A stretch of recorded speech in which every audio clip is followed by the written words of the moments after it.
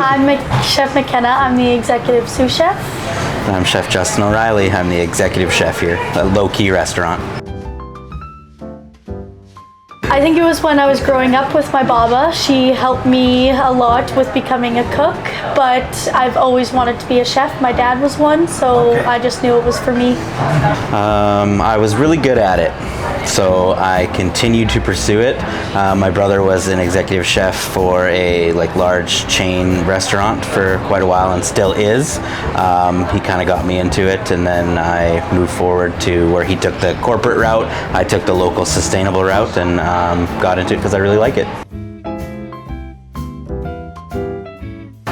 When I first met with the owners, the Loquis, Jackson, Mel, and Elisa, they wanted a concept of shareables, like chef-driven, vegetable anchored, and I decided that we would go a more fun route where we wanted to be one of the best restaurants in Canada. So we took the menu and kind of ran with it. So we offer a lot of local sustainable items such as local chicken, local vegetables. We support a lot of our local producer and farmers, and the idea is kind of taking everything that I've done and my concept on food and kind of just play around with it. So I take a lot of global inspiration. I guess I can call it think global, source local. So there's a lot of different styles of cuisine that I kind of just mash together, which we in the industry call a chaos menu. And it's just a little bit fun, and I brought on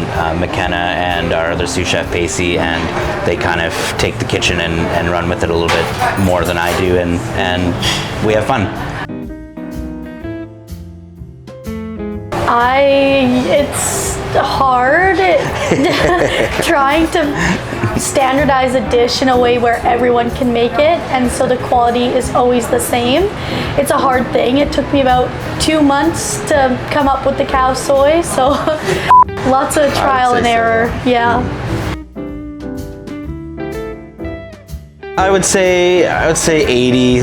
Winter's a little hard, obviously, with fresh produce, but when I say locally sourced, I usually strive for Canadian or prairie provinces. So a lot of Manitoba, a lot of Alberta, and then for the winter months, I'll reach into BC and get a lot of local produce from them. But obviously, we do still use things that are from different parts of the world, like avocado and oranges, that kind of thing. But the main focus of each dish will primarily be a local ingredient. Yeah.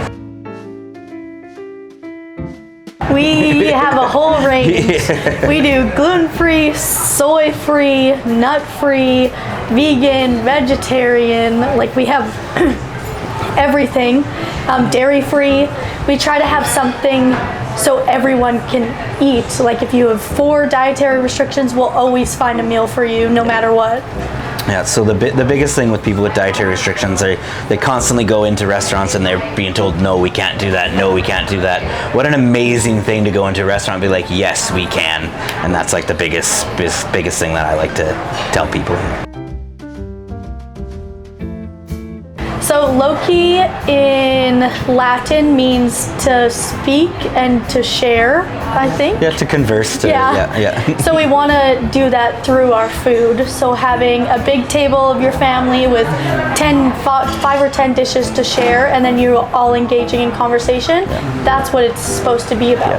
Yeah, so the idea, a lot of the food, I keep the menu very not as descriptive as most places. I'll do certain words like jalapeno, miso, rice, that kind of thing in all my menu descriptions. So I keep it very simple. So then when it comes to the table, they can be like, oh, that's how that's plated, or that's how that's presented, and this is how it tastes. These are bold flavors. So it creates that conversation with the food where they're eating it. Be like, oh, that's a really interesting flavor, and we're creating that conversation with the food. And hopefully people put their phones away and enjoy the food and have a chat with one another. The restaurant industry is a challenging beast all on its own. Lots of high staff turnover. As you know, everyone who comes to dine has an opinion and has an idea of what dining and what food should taste like. So to to create a menu to adapt to everyone's, you know, sense of taste and smell and ideas is kind of, we're not cooking for one person, right? So we're cooking for everyone. So the biggest challenge is developing a menu that relates to everyone.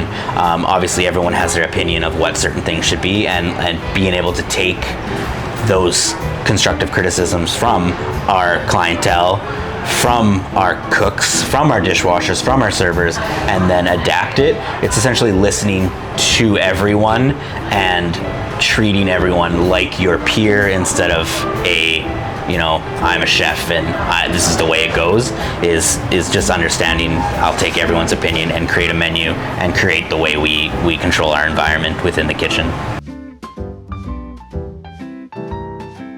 Obviously we are in Riversdale. The Riversdale community is very accepting and very amazing. So we've done already a lot of things within our first year to involve the community, where we'll go out and do, you know, things like the soup competition. We've had two-part cooks in that this year. We did Lugo this year, and then obviously trying to give back as much as we can. You know, support our local suppliers just in the area, like Pig and Pantry and other Riversdale community, and then not just like Riversdale community, but also all of Saskatoon. So it is extremely important, and we are still young in the game as a restaurant. So there's only, you know, more to come. So yeah. Right now I'm working at Sask Polytech to teach the culinary boot camp. So it's a program where we teach high school students who excel in cooking how to cook in a professional setting. So that's pretty cool. I'm also going to the senior chef competition in Moncton in May. I've done a Canadian beef competition, 2 junior chef competitions. Yeah, all with the Culinary Federation. So, and these are national events too, so we're creating not just necessarily like, you know, within our province, where we have young chefs like McKenna and our other sous chef Pacey that will go out national and compete and create buzz around Loqui all over the country, and that's, you know, really what it comes down to. If we want to be one of the best restaurants in Canada, we have to do things like this. So. Don't do it. No.